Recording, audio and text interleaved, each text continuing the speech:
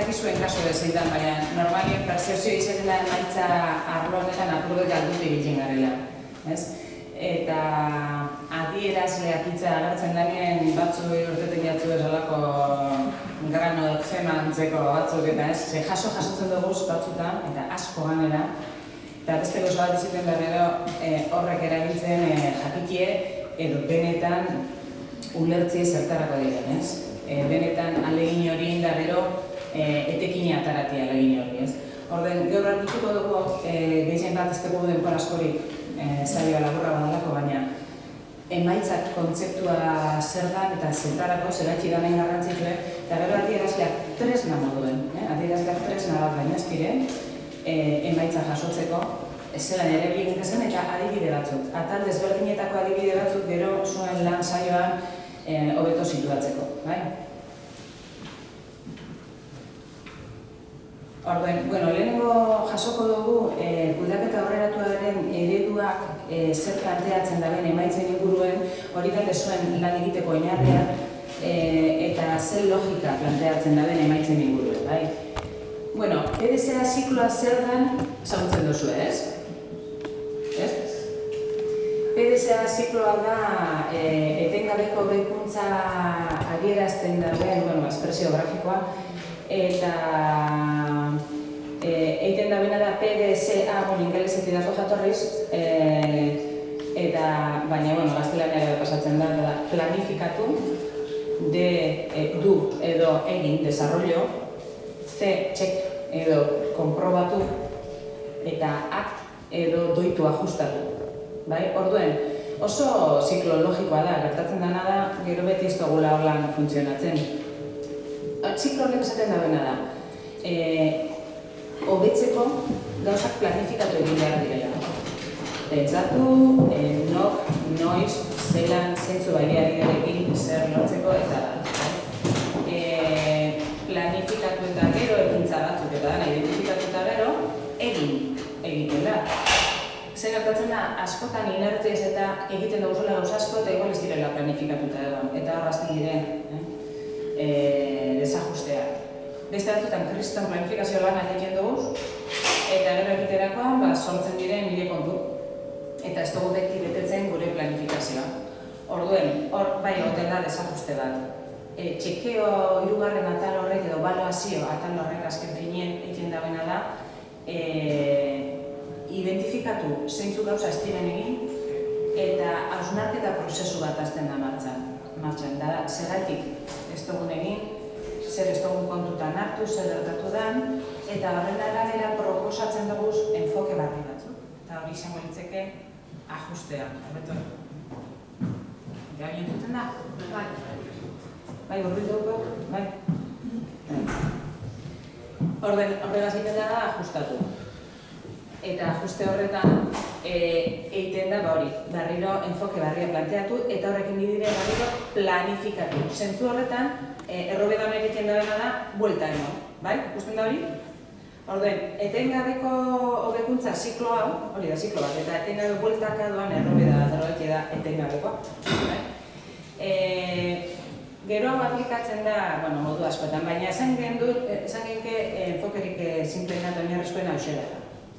Eta hau da, kudeaketa aurreratuaren ereduan, ekintza ataleetan, elementuetan dagoen, azpitik dagoen logika. Horregaitik, beti aztertuko dugu, ondo enfokatu dugun, planifikatu dugun, gure plangintzan jasota dagoen, gero zer egin dugun eta benetan ekintzetara zer eran dugun, eta zein modutan, modu sistematikoa nago edo beste, gero ebaluazio sistemarik daukagun eta horren arabera hausnarketa eta ikaskuntza prozesu bat dagoen ala ez, eta gero horren arabera berrikuntzarik dagoen ala ez. Kudeaketa aurreratuan planteatzen dana PDCA zikloa da, ekintzasko elementuetan, bai? Horrarte bai? Zituatzen zanean? Orduen, ikusten duzu ez zelan dagoen gezi bateraz planteat bestelako ziklo batera. Eredua beren egunean izena aldatu ban, PDCA deitu beharrean Reader matrizea deitu dutzen. Eta zeren arabera eta zetarako, sartzearen bigarren R hori, gorobil gorri horretan sartu duten R hori. Gaztelaniaz, eder, besteak dire gauza bera, planifikatu edo enfokatu. Desarrollo edo despliegue. txekeatu edo ebaluatu eta ajustatu edo errebisatu de revision. Eder eta PDF-a gauza bera da. Zeraitik aldatu behar izena, bigarren R horrek enkajea izatearen, Reader deitzearen, eta bigarren R hori izango da RD, resultados. Claro, zer gertatzen da, oso modu sistematikoan da egituratuan, aurrera ingeinkela, ez dakigu igual oso argi ignorantza. Orden, planteatzen dara kontuz. Lehenengo identifikatu nora heldu nahi dugu. Bai maila estrategikoa, misioa eta bat, eta gero bestelako maila batzutan. Orden, oso identifikatu eta gero norantz joan nahi dugu eta zer lortu nahi dugun ordena jarri martxan errobela. Ez lehen hau.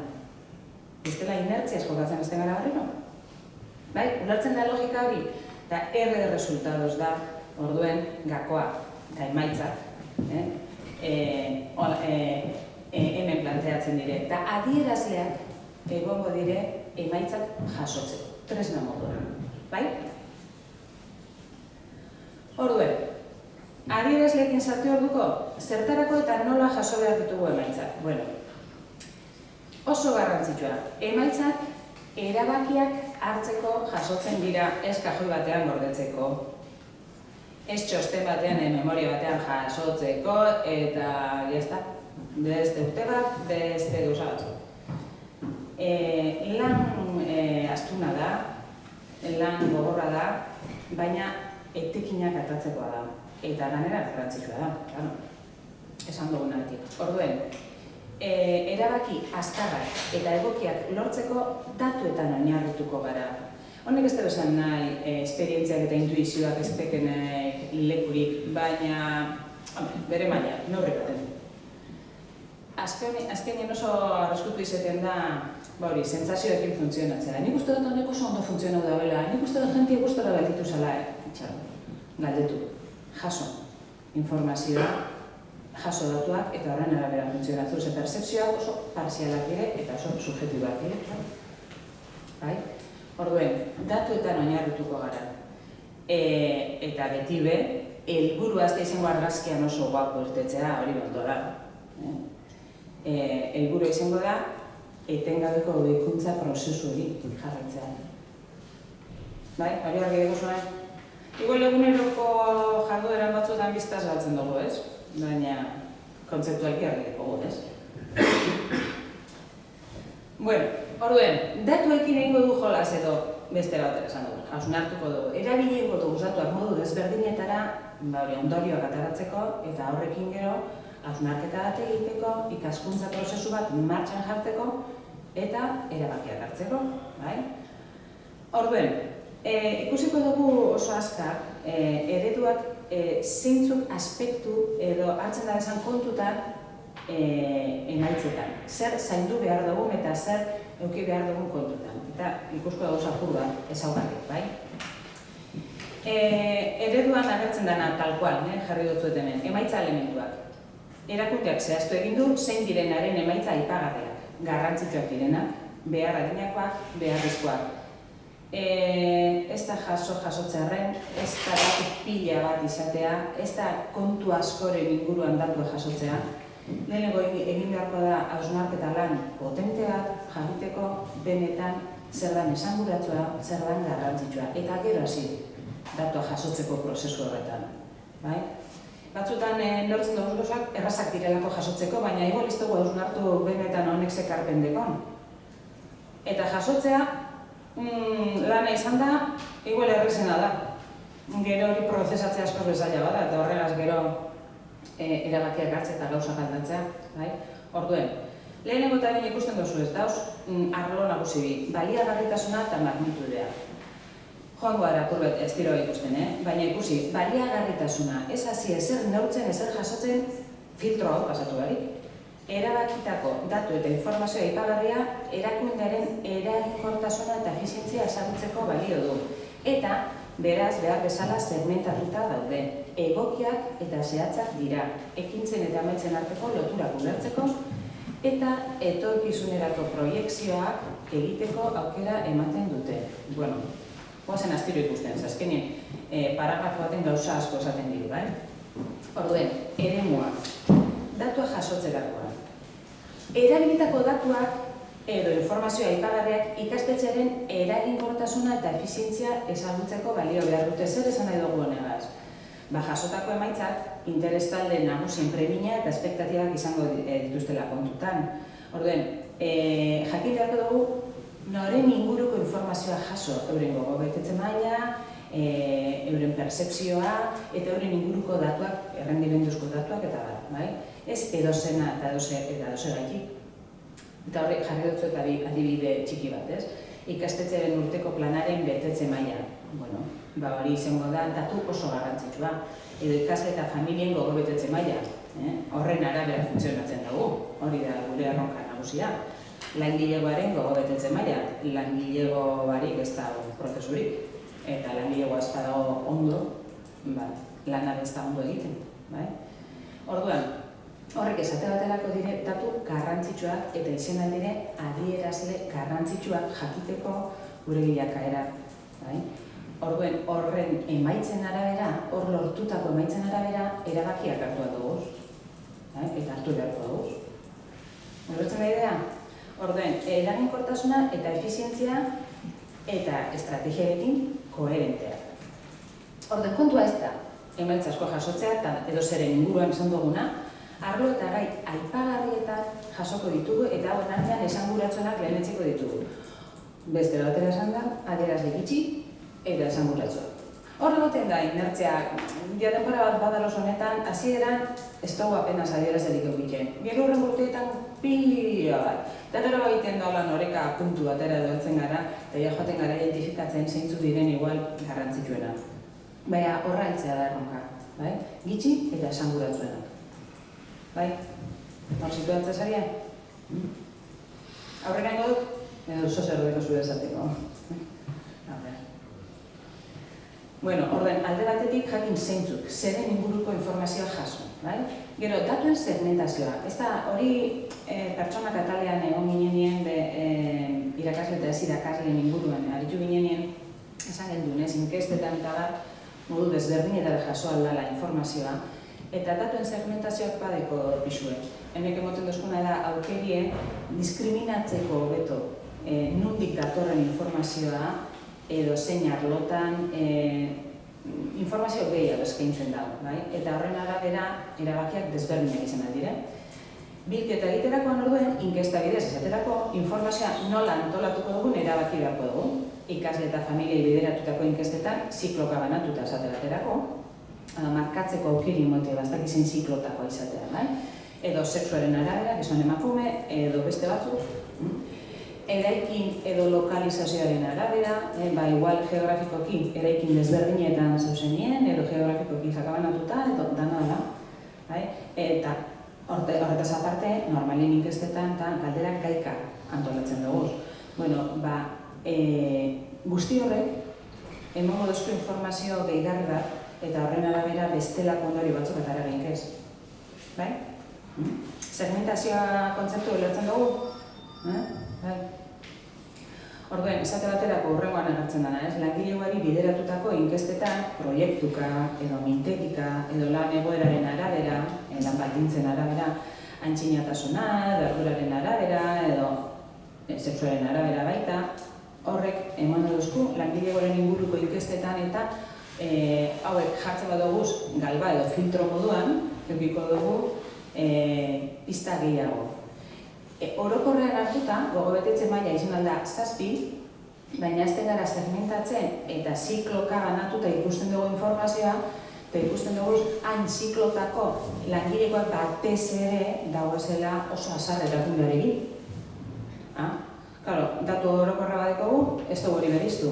Segmentazioarei esker ikusten dugu non jarri gainkeen interes berezi bat edo horrek komplementatu inkesta hori bestelako teknika batzuekin kualitatiboagoak gogoratzen esate baterako arlo horretako pertsonekin lan egiteko eta identifikatzeko zeintzuk diren sakoneko arrazoi batzuk. Horren segmentazioak ematen dauzkuz klare gehiago. Horretik horbeien jartzeko, segmentatzeak informazio esanguratsua lortzeko, aukera emango digu, fokoa hobeto jartzeko, eta sakonago identifikatzeko egoera bereziak. Hori da, emaitzetan, interesgarria da beste ezaugarri bat, orduan. Lehenengo esan dugu datuak, esanguratsuak, gitxi eta oso garrantzitsuak gure gai kritikoen ingurukoak, da interes taldeen ingurukoak, eta hortik aurrera ganera datuak osotasunen jaso beharrean, igual segmentatuta askoz informazio gehiago izango dugu. Bai? Gero, datu egokiak eta zehatzak. Bueno, honek badeko ze ikusi bat, noiz jasotzen dugu zen datuak esate baterako. Eta da, dakigu ikasturtean, ziren, gora berak dauzela, ez? Aktibidade aldetik eta emozionalki bai izan interes. Ze batzutan ikasleen emozioak gugan eragina izaten dabe, ez?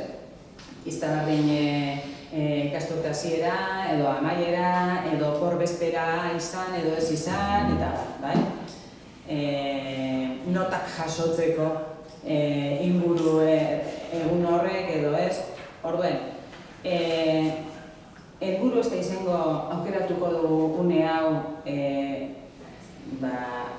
seguruenik jentea posarren dagoelez edo porra datozelako eskuzabalak izango dugu, eta orduen emaitzetan ikusiko dalako topatuko dugu momentu bare bat, zanginke, bare metariko.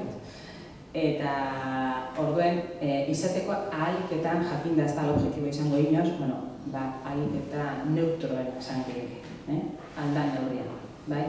Esanguratua izateko, representatiboa izateko. Orduen, beste kontu bat izango da, zenbatero jasotzen dugun. Igual datu batzuk zentzu edeke urtero jasotzea. Beste batzuk urtebirik behin. Beste batzuk hiru hilabeterik behin. Batez datu ekonomiko-finantziarioak eta barri, hilien edo, bai? Segun eta zintzu. Orduen, segun ze datu, erabakiko dugu jasotzeko maiztasuna eta alizkotasuna. Gero bai kontutan eukide dugu, batzutan datuak jaso hartzen dugula eta sartzen garela inertzia horretan, bai, aztuten gagula lehen izan dugun bigarren atal hori. Eta da, kontuz, datu horrekaz, gero, hausnarketa prozesu batean sartu gara, ondorio batzuk atara, eta hori martxan jarri. Hori PDCA ziklo hori, ez?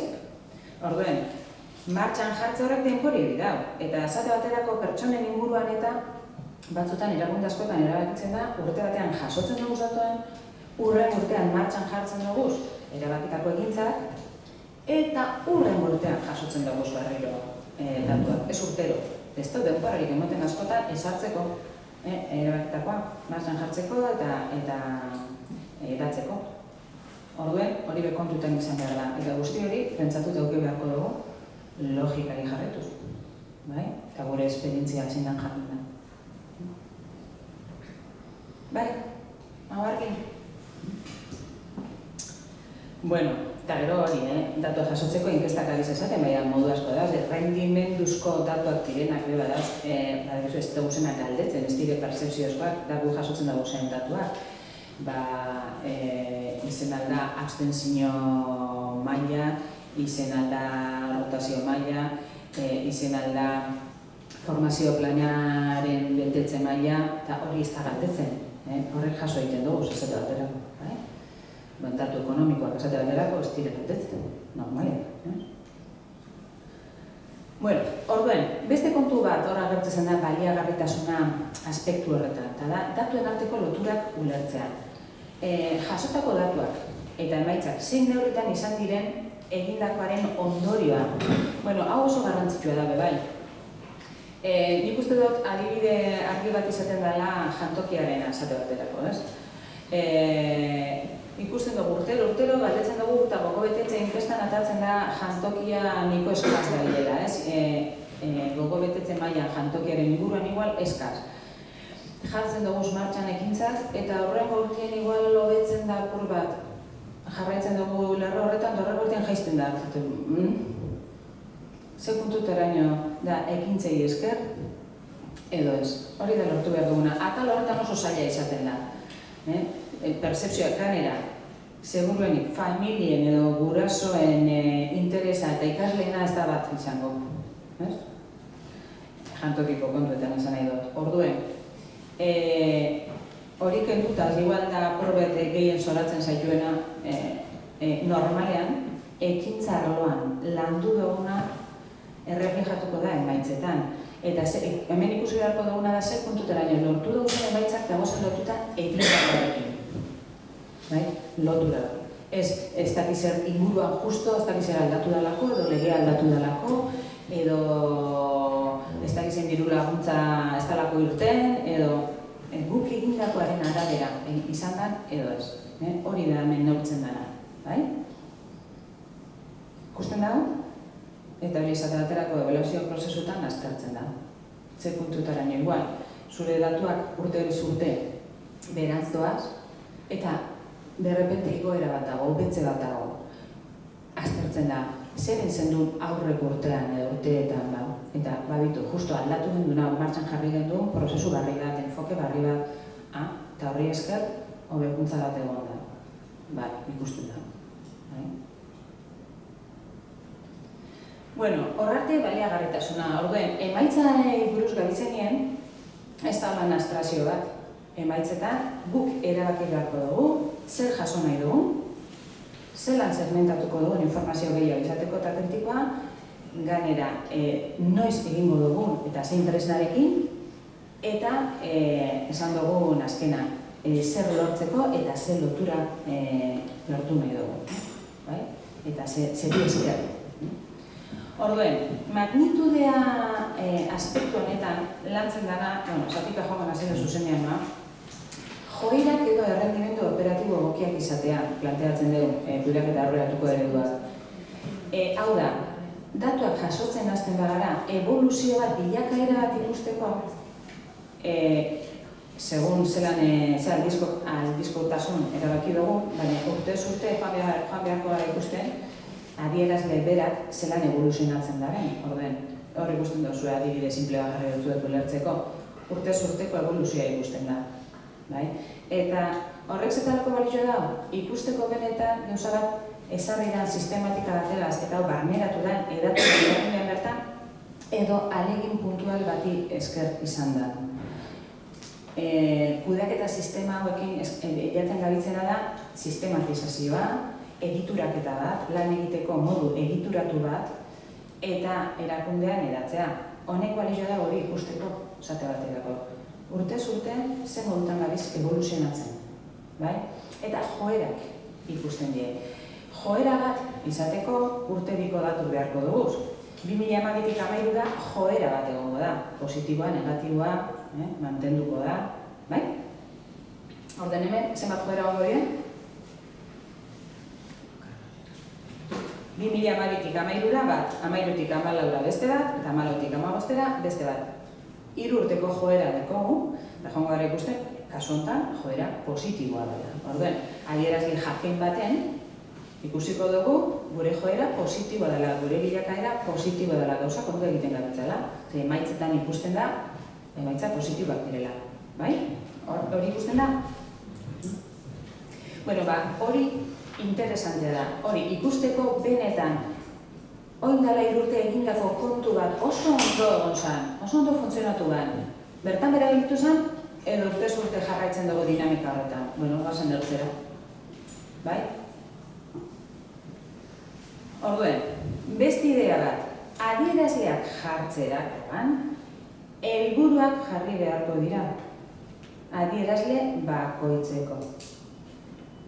Adierazle bakoitza desberdina da, gauza desberdinak neurtzeko, eta lehen esan dugu moduan, jarri beharko dugu nora heldu nahi dugun. Formazio saio bat. Datua da, 35 pertsona etorri direla. Parte hartzea, 35 pertsonakoa. Hori zer da hona dutxarra. Ez badeko helburua jarrita, ez dakigu. Helburua, 50 izan bada, 50-tik gora, ez da datu hona. Aztertu egin beharko dugu, zeratik ez dugun lortu, 50-era heltzea. Helburua, 20-tik gora bazan, oso ondo, lortu dugu. Ikusi egin beharko dugu, gure teknikak, zelan funtzionatu da, horrengoan be, erabilian izateko. Orduen, adierazleekin helburuak jan behar dira. Eta helburuek zeren arabera planteatzen diren, barne logika bat egon beharko da. Askotan ebaluazio prozesuetan ikusten dugu, beti batzuetan helburuan justu, biztaz galtzen dalako, argazkian guapo urtetzeko, helburuak gero jartzen da, emaitzara, ikusita gero, datua ikusita gero, baina horrek ez deko zentzurik. Guztia da, hobetzeko. Eta ez da ezer gertatzen ikusten badugu ez garela helburura lortu. Igual ez dugu helburu ondo planteatu, igual lar ambiziosoak izan gara, ez gara errealistak izan, ez dugu ambizioa eta realismo horren arteko oreka punturik lortu. Ez dugu entzun gure langilegoak zer planteatzen daben, zuzenean honen inguruan lan egiten daben jenteak. Orduan, helburuak alde zaurratik jarriko dugu logika baten arabera. Eta hor, normalean kudeaketan, gidatan eta agertzen direnien txostenetan eta agertzen den informazioan, erakundeak azaltzen dabe, zeren arabera jartzen dabe zan helburuak. Onarte bai? Beste gauza bat, neurtzen duguna da, adierazleetan, konparazioak. Konparazioak ez dire beti errazak izaten. Euskal Herriko horretarako bitxu bai errazten dugu bada adierazle bateria bat, eta ikusi genke sektorearen, eta zuen sektorean bai bada gote askotan ja, sektorearen bilakaera zein izan da adierazle jakin batzuetan, eta horrek emoten duzku aukera, gure burua konparatzeko, sektorearen batarbestekoarekin, sektorearen onenarekin, gero zentru pribatu publiko eta bar, barrokiko dugu bai aukera bereizketak egiteko, tamainaren arabera eta bar, ez? Baina ez da beharrezkoa bakarrik sektoreko erakundeekin konparatzea. Igual pertsona kudeak eta tal horretan, igual beste gure tamainakoan antzeko erakunde bateaz konparaketak egitea zentzuzko esan leke eta beraien gandik zozer ikastea eta gurera ekartea. Edo berrikuntza kontuetan, edo bestelako kontuetan. Orduen, konparazioak egitea, ereduak animatzen gaitu konparazioak egitera. Beti erronka bat izateko eta estimulo bat izateko hobekuntzarako. Orduen, ez da bizi behar mehatxu moduan, ia besteak ze modutan atatzen dira argazten eta ia guzer, ezik eta aukera moduan ikusteko goitu. Guk honen gatiko dino asko ikasi genke. Jarri emanetan, galdetu, joan ikastera, partekatu, hori da proposatzen dauena eredua. Ziurtatzen zarenaz. Horretan be, zate eusko adierazleak markatzerakoan, identifikatu norekin konparatuko zaren, edo nortzukin. Eta izen alda, gai bakoitzean, edo elementu bakoitzean, erakunde desberdinekin, esan duguna, edo beti erakunde berberekin, hori zuen esku. Baina, konparazioaren logika be, azaltzen jakin beharko dugu, honekin, honegaitik eta honegaitik. Guretzako erreferente nagusiak direlako, honetan ikusten dugu abantaila maila garrantzitsu bat gai honetan eta horregaitik jan nahi dugu horrak, edo dana dalakoa. Ez badakigulako gu baino txartxoa da bizela, horrek ez dugu hobekuntzarako askori laguntzen, egorako bai, ez dela.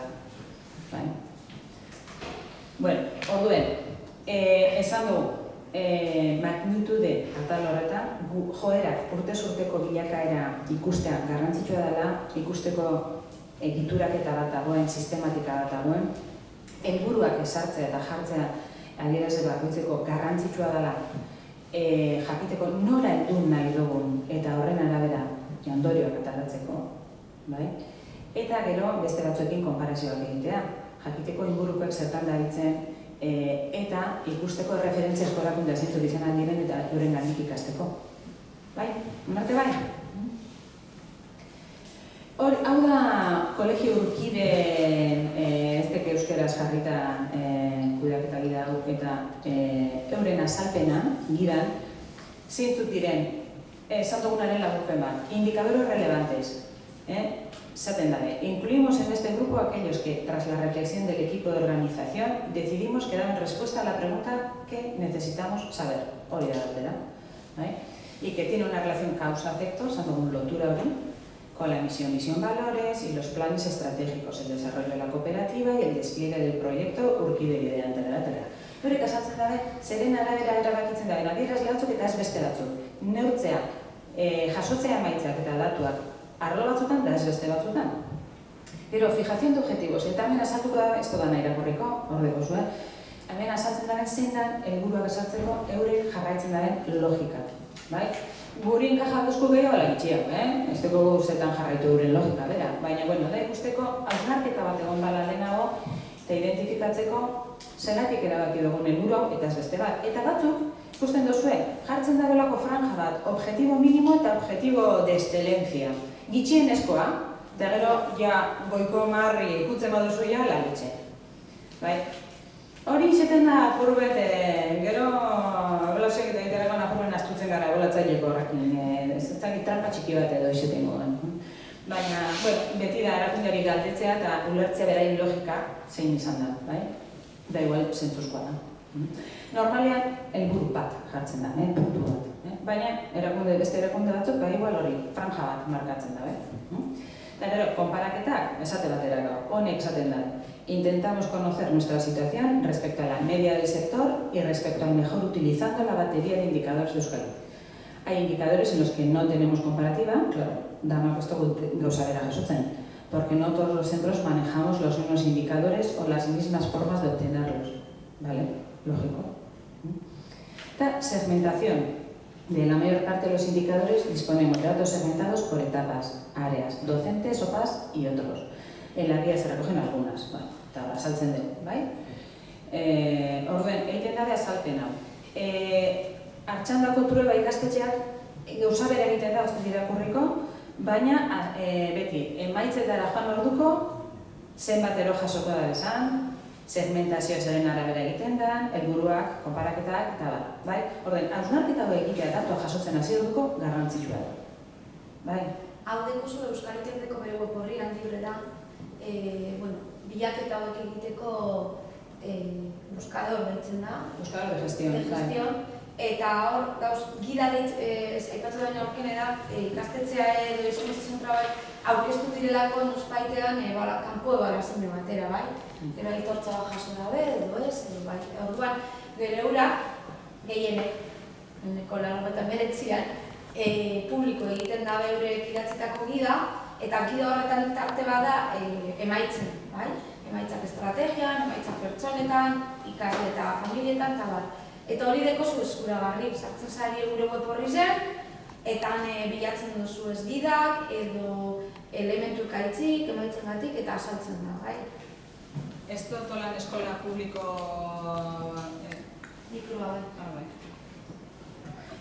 Ez dut eskola publiko baten gidarik ikusi horretik ez dut jarri, baina honen azkenen gorrialdean uste dut jarri dut zuen lotura joateko zuzenean gida hauetara, baina nireak esan da bena.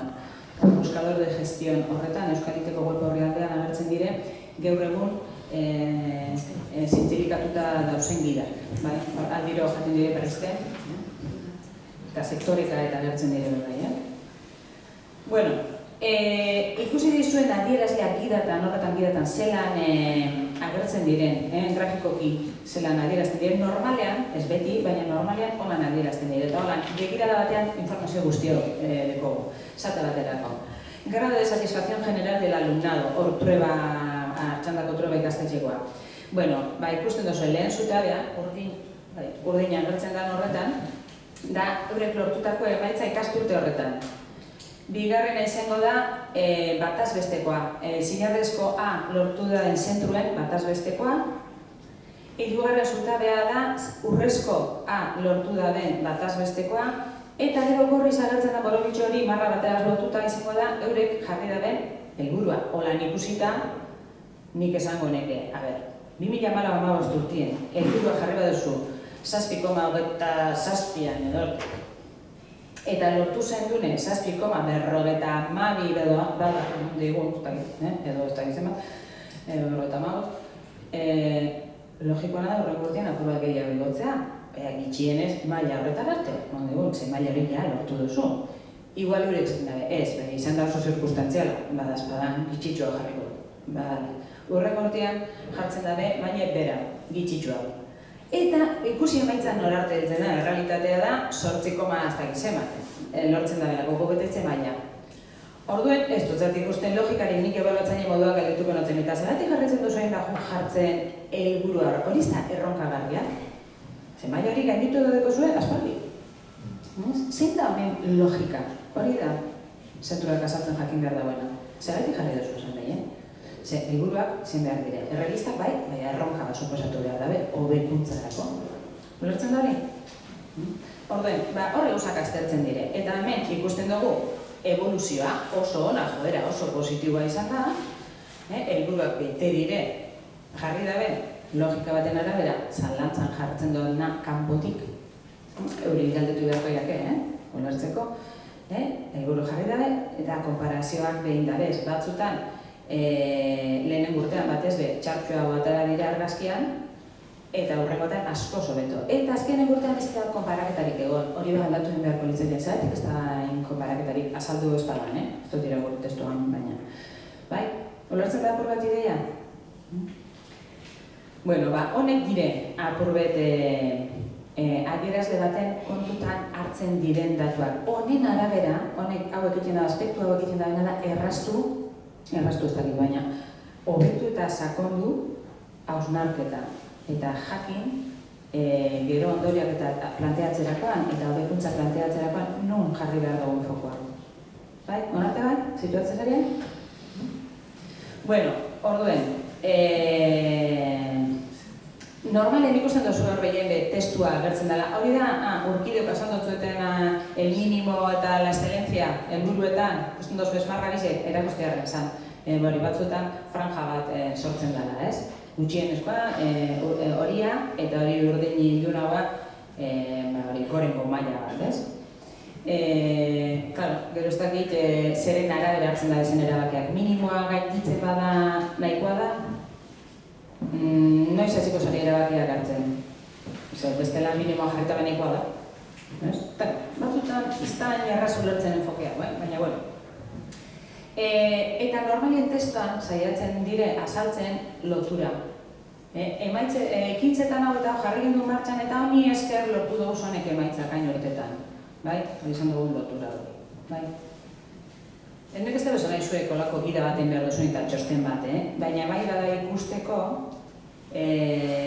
datuen azpian, datuak jasotzearen azpian zer dagoen eta zer da nabarmendu behar dana. Orduen, guazen adierazletare, ikusi dugu adibide batzuk, baina guazen ikusten itxigora bera. Gauza batzuk jarri dugu, zeraitik erabili behar dira? Ikusten duzu horrek iripuntuak. Ezin dena neurtu, ezin delako kontrolatu, da kontrolatu ezin dena, ezin delako ebaluatu, da ebaluatu ezin dena, ezin delako kudeatu. Hori zuek beste arlo batzutan argi ikusun. Da arlo guztietara aplikatzea da. Orduen, zetarako prozesuaren egungo egoera aztertzea, izan alda, ikuspegi estrategikoa, helburu estrategikoa betetze maila ikusteko, prozesuan implikatuta dauden pertsonen eta taldeen lana ebaluatzeko eta ezagutzeko, baliabideak eraginkortasunez eta kudeatzeko, zertarako desberdinak dagoz, baina azkenien adierazleak ematen dabe informazioa. Eta informazioa erabiliko dugu erabakiak hartzeko. Badakit ja 10 biderrez izan dutela, baina hori da desgarrantzitu da. Orduen ezaztu, lortzen ari diren emaitzei buruzko informazio erabilgarria emango duten adierazle bat edo gehiago behar dira prozesu bakoitzean. Prozesuei lotuta den adierazleak markatzen dire. Orduen, adierazlerik esanguratsuenak hautatu beharko dira, efikazia zein efizientzia neurtu, honek guztiak esan dugu dira. Eta oreka bat egon behar da adierazgarritasunaren eta lortzeko kostuaren artean. Batzutan, adierazlea bat identifikatzen dugu oso interesgarri moduan. Baina gaur egun daukagun infrastrukturarekin esan digun oso neketsua izan datu hori jasotzea. Honek ez dugu esan nahi ez dugunik jasoko, baina igual autonez eta joango gara pentsatzen ja egitura txiki bat sortzea hori jasotzen hasteko.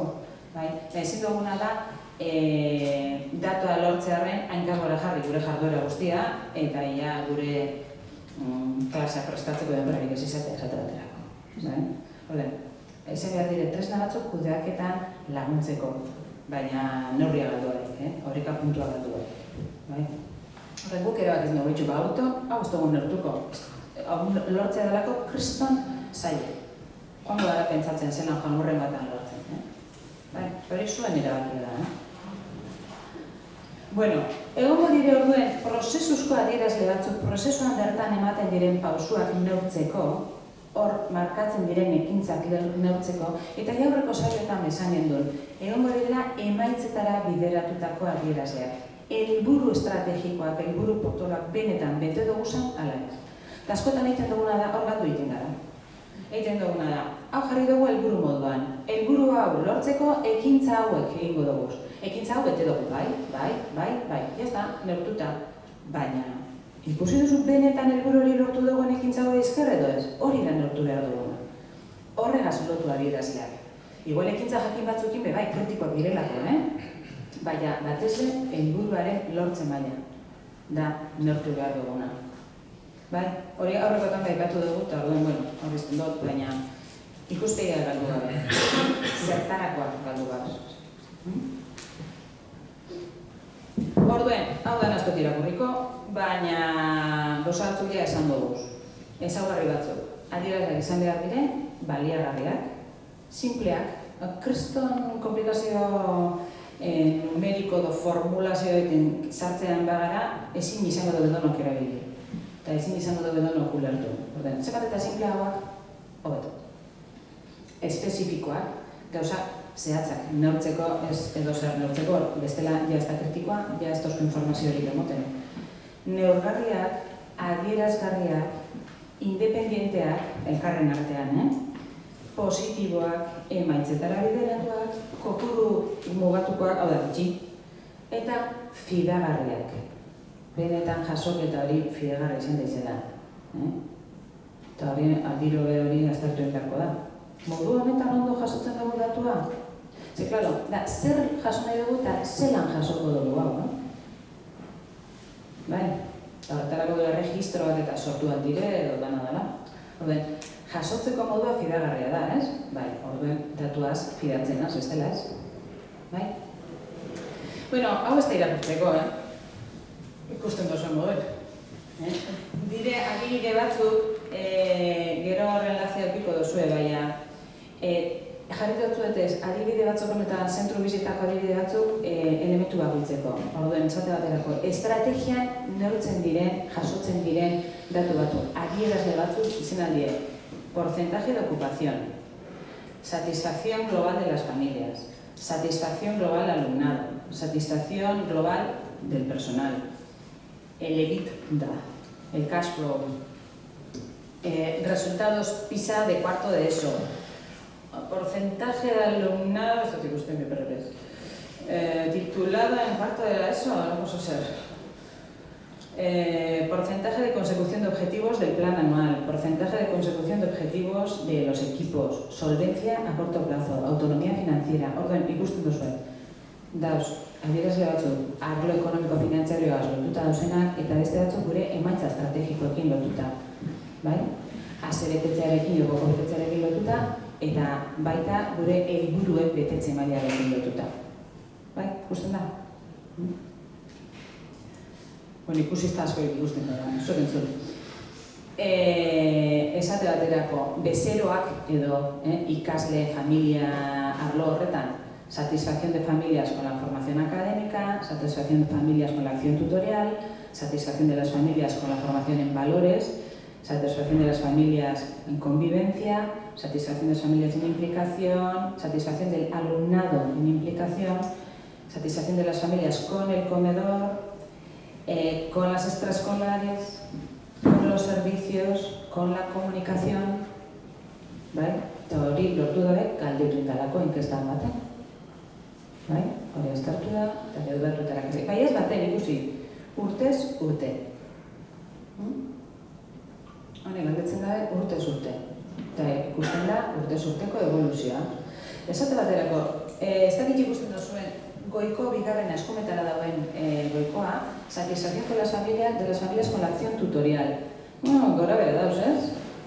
Hor, esate baterako, hor, laugarren zutabean, ez? Esan nahi dut, kurso 16-17, hor berakada bat dau.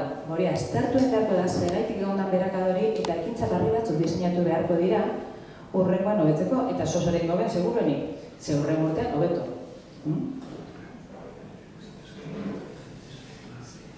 Bai? Eta holan, beste datu guztiekin, esate baterako, langilego eta irakasle, ez irakasle atal honetan, satisfacción, honek gehiago dire de familias, con el profesorado para la labor tutorial del alumnado, con profesorado y labor tutorial, familias, volver a elegir este centro, alumnado, volver a elegir este centro, valoración del exalumnado, porcentaje de plazas de exalumnos o hermanos, horra usako duda bez, bigarren atalean, bezeroak atalean, bai? Zalantza daukat, adibidez, tutoretzaren buruzko galdera bat zatrezio. Ikasleen gan edo bultzatzen badezu, ziurtatu dago zure egunaren